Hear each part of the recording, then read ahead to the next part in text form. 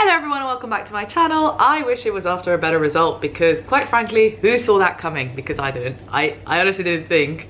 But then again, it's very typical, isn't it, that, you know, we've got this great goal scoring record, consecutive goals scored in games, and we've got this great form at Fulham. That's all out the window. It's all out the window. And that the fact that getting into top 4 or Europe was in our driving seat, and, you know, we were the controllers, you know, we could have capitalized on that fantastic Villa win. But no, we can't, because I don't know why. I really don't know why. So if you read my BBC piece, my theme for this week is adaptability, or the lack of it, really, because that's what drives me up this wall, is that we don't seem to adapt in any situation. We don't adapt internally or externally. So we don't adapt the team to fit the players we have available. Nothing against Dragushin. I think he was great, but he's no Mickey van de Ven. And obviously Van de Ven's, one of his biggest assets is his pace. So on the counter-attack, we rely on that pace quite a bit. And we were exposed because our fullbacks just bombed forward without any thought. I think they were quite weak in the sense that they didn't really create anything. And then we're just exposed at the back. And for some reason, the midfield was also, I don't know where they were, but they were non-existent. So the defense didn't have any protection. The forwards didn't have any supply. It was just weird. We didn't adapt the players or the team, the formation, to suit the players, but we also didn't adapt to suit the team we were playing against. Because let's be real, Fulham actually turned up. They play wonderfully. Like, nothing again, not taking anything away from them. Hands down, well done. Like, you guys turned up, your top goal scorer was scoring again, you even had a guy who never scored for you before. I mean, brilliant, well done you.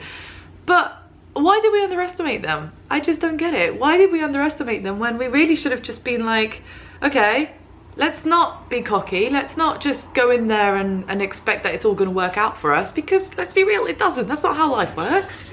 And it just baffled me that we didn't set up to be a little bit more, you know. Sarr and Basuma just they didn't talk to each other. I don't know where Sarr was. I hardly saw him throughout the game.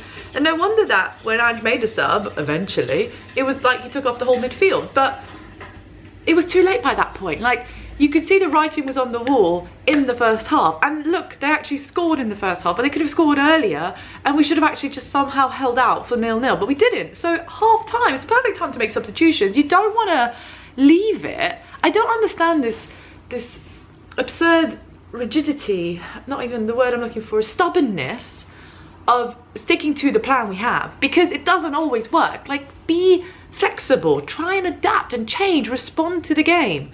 And I don't understand why we can't do that. I don't get it. I don't get it.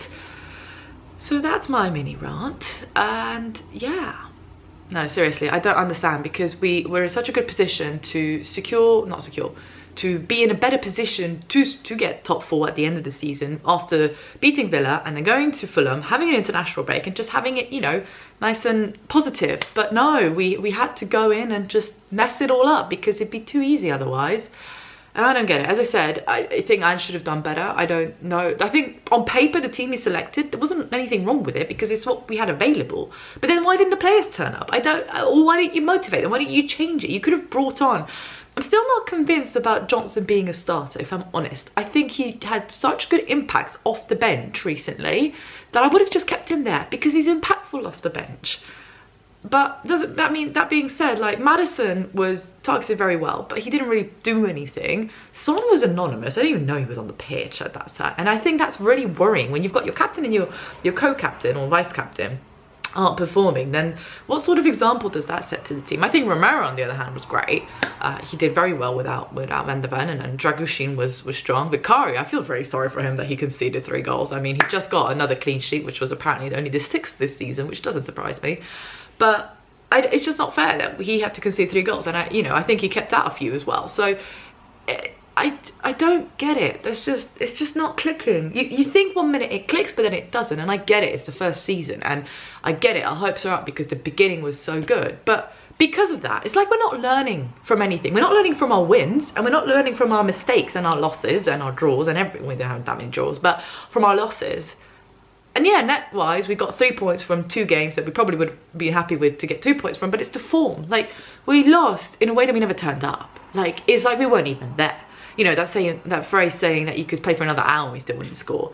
We didn't. We just we decided we didn't want to turn up, and I don't understand this mentality, and it baffles me. I mean, you know, it's different because it's a sport, but it's you know, it's also their job, it's their professionals, they're meant to perform, and you know, yes, there's under a lot of scrutiny because we see them for the 90 minutes a week, but it's like they just decide, oh, this is an off day. But we have loads of off days this season. It doesn't make sense to me. It doesn't make sense to me. So anyway, let me know in the comments if you made any sense of this game. I don't know where we go from here. I mean, I'm very worried that we have 11 players that can suit Ange's system, and on a good day that is obviously fantastic, but the minute one of them is out, it doesn't work. I mean, we saw what happened when Porro was out, we saw what happened when Saar was out, when Van der Ven's out, when Maddison was out, you know, it's just, and God forbid we have multiple of them out.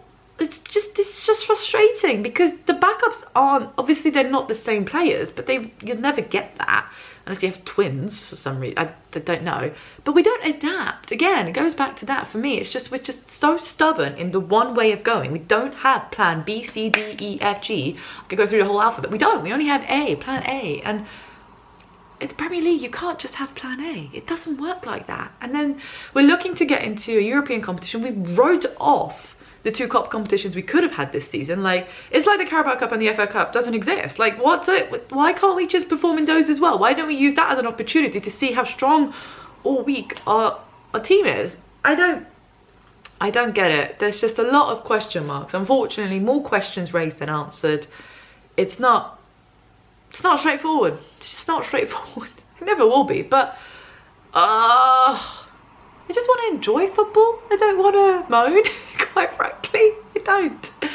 Anyway, I think that was enough of me. Let me know your thoughts in the comments down below. I hope you enjoyed, and I will see you next time. Come on, you Spurs.